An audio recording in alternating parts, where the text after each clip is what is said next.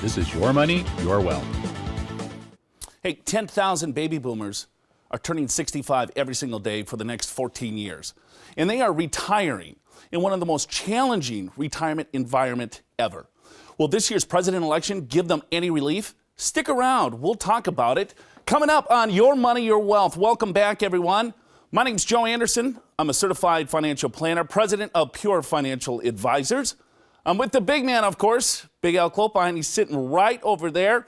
We're going to get to Big Al momentarily. Look at how handsome he is. When you look at today's environment, 10,000 baby boomers retiring every single day in the most challenging environment. When you think about it, you have all-time low interest rates. It's very difficult to create the income. We're living a lot longer. You got a crazy volatile stock market. You have healthcare issues, right? And then what about taxes? We got $23 million sitting in retirement accounts waiting for you baby boomers to start tapping into those to start paying tax. So will this president election do something different with our taxes? That is the financial focus today.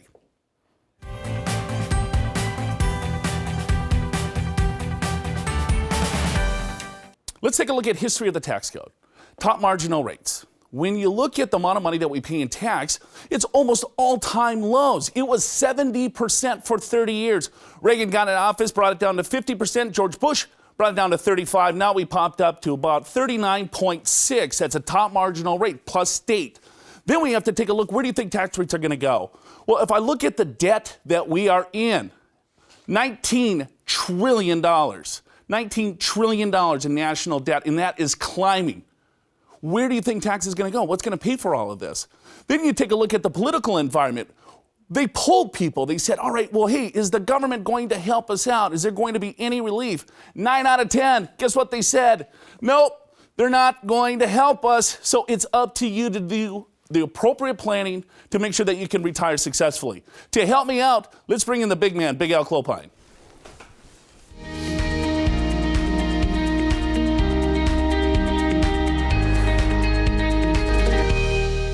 Alan, 2016, big year.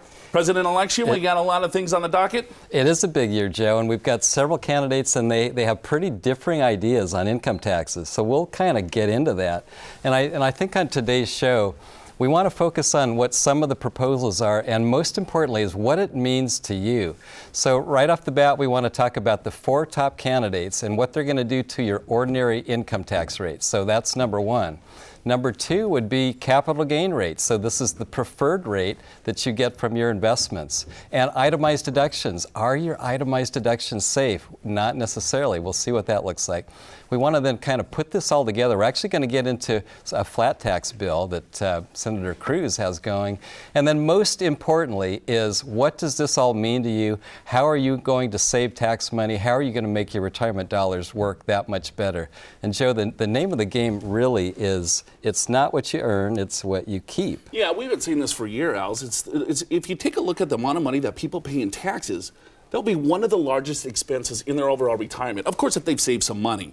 So now it's looking at, all right, well, there could be a new landscape in regards to our overall tax bill. And what do you think that's going to look like? I think with a lot of the political rhetoric going around, it always sounds really good on the surface. Hey, we're going to pay a lot less in taxes. But if you look under the covers a little bit, it's going to be completely different and shocking to most people. Well, that is true, Joe. And so that's why we want to spend a little time today kind of getting into what some of these proposals are, because they're fairly different. And I think what I want to do right off the bat is outline what some of the top candidates are. So we'll look at Trump, we'll look at Cruz, we'll look at our friend Barry Sanders, and we'll look at Hillary Clinton. So let's start off, Joe, with ordinary income rates. What does that mean to us? What are some of the proposals? Because right now we have a tax system that's a graduated tax system. We have 7 different brackets, starting at 10% going to 39.6%. Now, what about Mr. Trump? What does he want to do? Well, he would like to break it down into 4 brackets, exactly. 0 to 25%. Yeah, and so that's, so for 39.6 now, 25% is a lot lower bracket. So then the question is, how are we going to be able to afford this lower tax money? So at any rate, that's number 1. How about Senator Cruz? What would he like to do? He would like to do a flat tax. So this would be a 10% flat tax across the board. And in almost every case, every taxpayer at every income level will be paying less. So that sounds pretty good. Again, is that really sustainable? Now, Clinton, what she wants to do is keep the tax rates roughly the same, but have the highest bracket at 43.6%. And then Barry Sanders would actually like to have the highest bracket go up to 52%. So pretty wide-ranging proposals, Joe, on ordinary income. You got 10% flat tax up to 52%. 52%. I know, we go from 10 to 52. That's why you need Big Al in your life, folks. CPA, let's figure out what we're going to do here. All right, and we'll get there. We actually then want to get into capital gain taxes. So in terms of capital gain taxes, so if you have an investment outside of a retirement account and you hold it for at least a year and you sell it, you get a special capital gain rate. And right now that's 15% for most people. Some people pay as much as 20% or even 23.6% because of the Medicare surtax. And some people pay no taxes on that. But in the case of Trump, what he'd like to do is really have no change whatsoever. Cruz wants to do this 10% flat tax. And when you look at Clinton, now this is instead of a 15% tax going up to 20%, what she would like to do is basically start at zero, but go as high as this 43.6% rate. And Barry Sanders, he wants to do the ordinary income tax rates when your income is above $250,000. So the ordinary income tax rates right now are a high of 39.6, but his would go up to 52%. So pretty big difference there, Joe, in capital gain rates. So when you take a look at capital gains rates, you had a special tax treatment for years. It's always been lower than the ordinary income rates. Sure. And that's a capital asset. So if you have a mutual fund, a stock, or bond, anything that you hold outside of your retirement account, right, it's taxed at a special 15% rate today. But now if you take a look at the changing landscape to see who gets into office, it could be taxed at ordinary income rates or it could be taxed at the same. So you have to be prepared for the uncertain here. Yeah, and Joe, let me just quickly talk about itemized deductions. So this is our mortgage, this is our charity and so forth. And if you look at what the candidates are proposing here, both Republican candidates are saying, yes, you can keep some of your itemized deductions, but not all. So they're willing to let you keep your mortgage deduction and your charity, but the other itemized deductions would go away. And in the case of Clinton and Sanders, what's being proposed there is you get to take all your itemized deductions, but they're capped at a 28% benefit. So what that means is if you're at a 39.6% bracket, your deductions are only saving you at a 28% rate. So a lot of different proposals, and we'll have to see what comes out in this presidential election. You know, if you take a look at the landscape here, how about a flat tax? We're going to take a break, but when we get back, Big Al's going to break it down for you to show you exactly what that flat tax would look like, who would benefit, and then who might get a little hurt. So it might be surprising to you, so do not go anywhere. Show's called Your Money, Your Wealth. Good morning, everyone. We'll see you in a bit.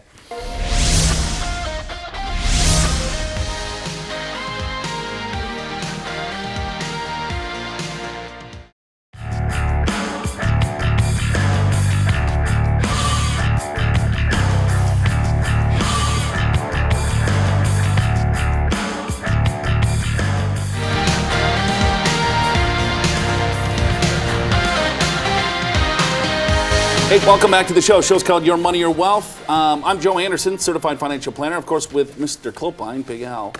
Talking a whole bunch of things today. Talking about taxes, talking about the presidential election, what's going to happen. Are they going to go up? Are they going to go down? Is there a flat tax? But before we get into that, let's go to the true-false question. Big Al.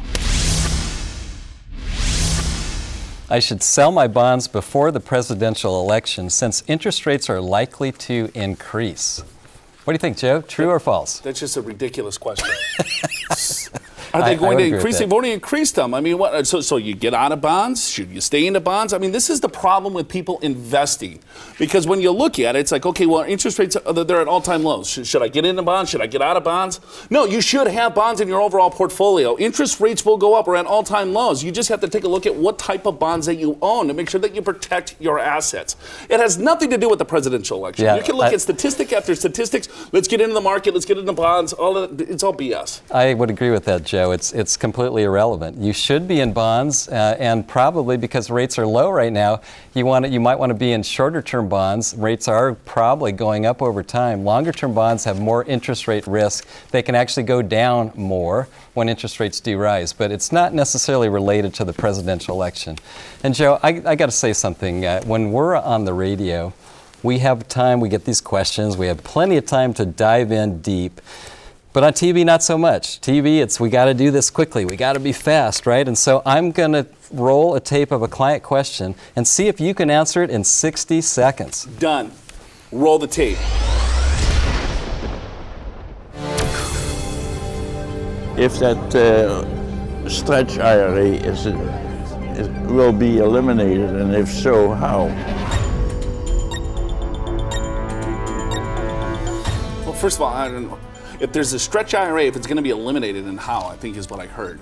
So first of all, let me explain what a stretch IRA is. Is that it's a retirement account, right? Your 401k, IRA, 403b, TSP. So when you retire, most people roll that into an individual retirement account. The problem is that when you pass away, what happens to that money?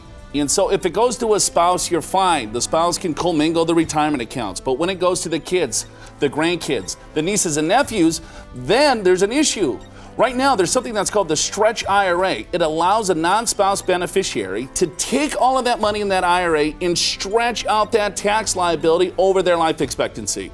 So if you have $1 million, it goes to a 5-year-old. They have 85 years of life. There's 80 years left of life of that individual. They would have to take 1/80th out of the account. The problem is they're getting rid of it. So what do? I have no idea. There's going to be a lot of different things that you have to take a look at. That's why Roth IRA conversions are probably your best bet. Boom, right there. Wow. Got it done. 60 seconds, just like that, huh? Not bad. Got some of it. Oh, come on. The stretch IRA, there's a lot of complex issues when it comes to your retirement account. Yeah, that's why we wanted to see if you could do it in 60 seconds. And you didn't quite finish. You had some more points. I probably had another 7 minutes. But stay tuned for next week. Right? We'll just keep going. All right, hey, now let's talk about this flat tax because I think it sounds good. You've been a CPA for what, 35 years? How many times have you heard of a flat tax? Pretty much every presidential election. So let me explain a couple things. So on screen, we've got average income tax rates. And as you can see, if you make less than $40,000, you're actually getting refunds. You're thinking, well, how can that happen? It's because of earned income credits and other types of credits. So those that are actually paying taxes generally are $40,000 and above.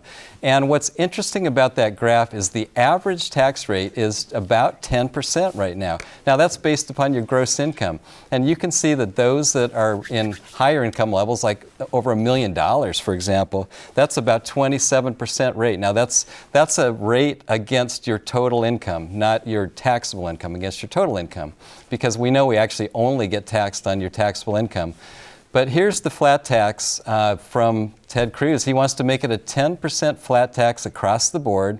And I wanted to show an example of how that might affect you. So as a middle class taxpayer, let's say you make $100,000. You got a family of 4, maybe you got $10,000 going into your 401k, you got a mortgage. All right, a couple kids under 17. So your current tax would be about $4,300 because of the child tax credits. But under the Ted Cruz system, it would be $3,400. So that's a tax savings of about $900. So all right, that's pretty good. That sounds pretty good.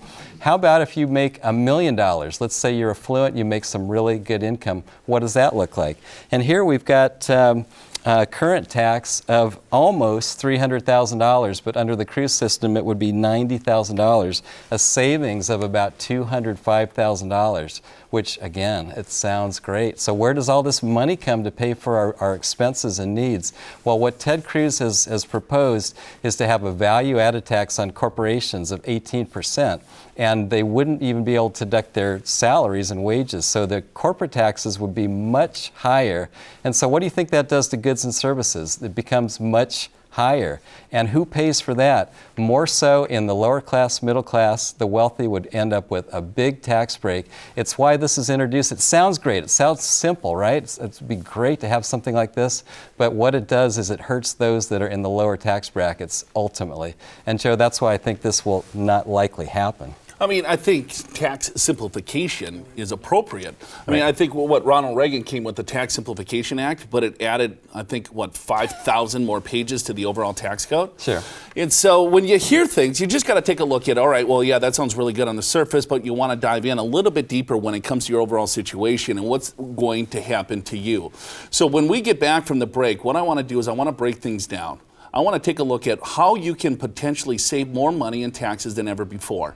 If you believe that tax rates are going to go up, you don't want to miss this next segment because we're going to get into true strategies to put money into your pocket and get rid of it out of Uncle Sam's. So do not go anywhere. Show's called Your Money or Wealth. We'll be back in just a minute.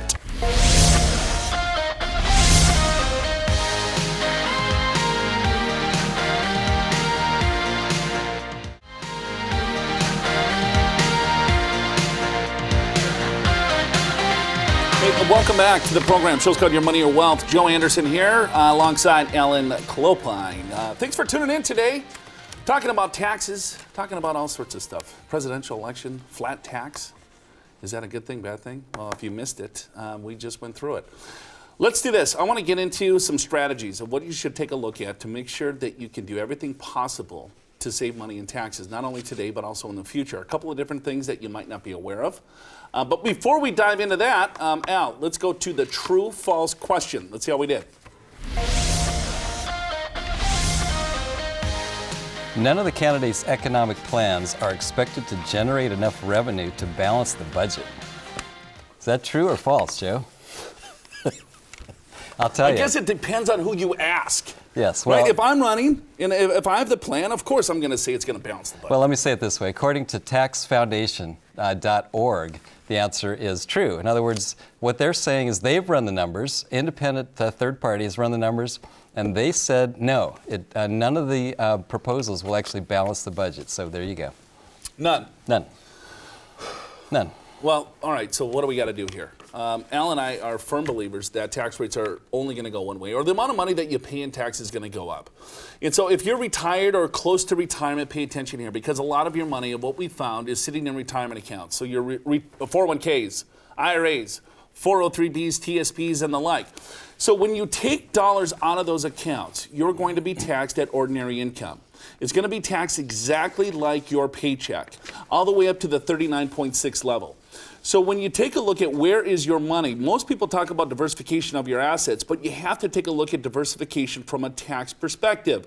Because if every dollar comes out of that retirement account, it's going to be taxed at full boat. And guess what? As inflation continues to go up, that means more money has to come out of that account. As more money comes out of that account, more taxes. So you want to make sure that you take a look and say, all right, well, hey, if all of my money's sitting in this account, I'm probably going to pay a lot of taxes. Some of the strategies that you might want to look at is some Roth IRA planning or tax-free planning. Everyone that is watching this program right now can do what is called a Roth IRA conversion. That is taking money from your existing retirement account and converting it into a Roth IRA. The downside is that you have to pay the tax on that, okay? Or you can do a contribution. So if you want to do a conversion or a contribution, Al, the contribution limits are $5,500. Yeah, they are. And when you are 50 and older, you get to do a catch-up of another $1,000. So it's actually $6,500. So it's real important to know when you're talking about creating retirement income tax efficiently, you want to have some money in a Roth IRA. Doing a contribution is one way. If you're working and you have earned income and your income is low enough, there's limits. If your income is above about $193,000 as a married couple, about $132,000 as a single couple, you can't do contributions anymore. But everybody can convert regardless of income level, whether you're working or not, whether you're retired or not. And so everybody now should be looking at conversions because we're very concerned the tax rates may ultimately go up. And if you can have some of your income in retirement tax-free, that is absolutely the way to go to reduce your tax sting. Right. I mean, if you look at it like this and say, all right, well, let's say, and you can convert any dollar figure. So you want to convert $10,000 that's in your retirement account. You move it up into a Roth IRA. And then now that $10,000 grows to $20,000. You pull that money out, zero tax due. Zero tax due. So you will have control over your taxes long term because then you can pull from different accounts. Some accounts will be taxed at ordinary income. Some accounts will be tax free to you. Some other accounts will be taxed at capital gains. This is tax diversification. This is the starting point, because then it takes uncertainty of tax rates off the table. It does not matter because you have a strategy already in place. If tax rates stay the same, if they go up, whatever, you know exactly what you can do now and take control of your money in regards to your taxes. So, hey, let's do this, Big Al. Let's go to the the email bag. Let's go to let's switch the show to our viewers and let's see what email questions that they have for us today. Like it. If I marry my boyfriend, can we avoid paying more taxes if the tax rates increase after the presidential election? And that's a bit of a loaded question. I'll take that one, being the tax guy. Okay, so it depends. So if you're not making any money or your boyfriend is not making any money, in other words, you're not working, then the married tax rates are going to be more favorable because although they're the same rates, you can have more income and stay in the lower brackets. On the other hand, if you're both working, which is often the case, the married rates will likely be worse. In probably 9 out of 10 cases, they call it the marriage penalty. And so be very careful there. In fact, just maybe have an accountant, or if you use TurboTax, check it out and see which way is better. But if you're thinking about getting married or staying single for tax purposes, it usually doesn't pay to get married, unfortunately. Right, because it's not going to last, Alan. She's like, instead of looking at what are we going to do for our honeymoon and this beautiful life we're going to spend together, it's like, hey, can I save a couple of bucks? Can I save a couple of bucks if I marry this guy? You know what? I've actually had some taxpayers come to me and say, you know what? Should we get married in January and divorced at the end of the year so we don't have to pay that marriage penalty? That's sad, Alan. Yeah. That is very sad. Let's go to the next question. Okay. Are charitable contributions expected to be reduced after the election? Well, we kind of went through this in the first segment. So in each of the 4 top candidates, the answer is no. The Republican candidates are saying we'll still allow itemized deductions, which would be inclusive of mortgage deductions and charity. So the answer is no, there's no reduction there. As far as the Democratic candidates, they will allow full deductions as well. However, they may be limited to a 28% bracket. In other words, you could be in a higher bracket, but your deduction might only give you worth of 28% tax savings. So the answer is really no, but it depends on your bracket, I guess. You know, with everything that they're talking about, with changes in tax law, there's not been a ton of talk about, in a sense, with charitable deductions. Right. You know, with the mortgage deductions, taking state deductions and things like that, or state tax. But it seems like with charitable deductions, they kind of keep that status quo. You're right, Joe, and I think most candidates do want to keep that in because there's incentive, for the charities have pretty big lobbies and they want us to keep contributing. They know we like the tax deductions. So anyway, that's part of it. All right, let's go to the last one for today, and then we got to get out of here. I'm in my 30s. I can only save about $4,200 a year. Is it better for me to put the money in a 401k or a Roth IRA? What's that, Phil? That's a great question. Here, let me do the rule of thumb, Joe Anderson's rule of thumb when it comes to savings. Here's what you do. The first thing that you do is you start with your 401k plan. You save into your 401k plan up to the match, all right? If the 401k plan has a match. I don't care what tax bracket that you're in. You put money into the 401k plan, you get that free money. It's 100% return day one. Every dollar that you put in, the company will match it. If you have that, that's where you start. So let's say that's 4% of your income. So you're going to save your first 4% right there. They're going to match 4%. Then from there, here's what I want you to do. I want you to go to the Roth IRA. I want you to fill up the Roth IRA as much as you can. Now, if you wanted to continue to save, you can save up to $5,500 into that Roth. If you wanted to save more, then go back to the 401k plan and then fill up the 401k plan. Go to the match, go to the Roth, then go back to the 401k plan. If you want to save more money, then we can get into conversions and we can get confusing and things like that. But real simple, $4,200, put the money into the 401k plan, grab that match if you have it, go to the Roth if you qualify, then you go back to the 401k. Now, to get more complex, I would need to know your tax bracket, how much money that you have, when you want to retire and things like that. But just for a simple rule of thumb, that's a really good way to go. All right, that's it for us today. Thank you very much for joining us. Join us again next week. We're going to talk more financial planning. We'll talk probably taxes. We'll talk Roth IRAs, Roth contributions, conversions, and a whole much more. So don't go anywhere. Thanks so much for joining us. You just watch Your Money. It's Your Wealth. Have a great weekend, everyone.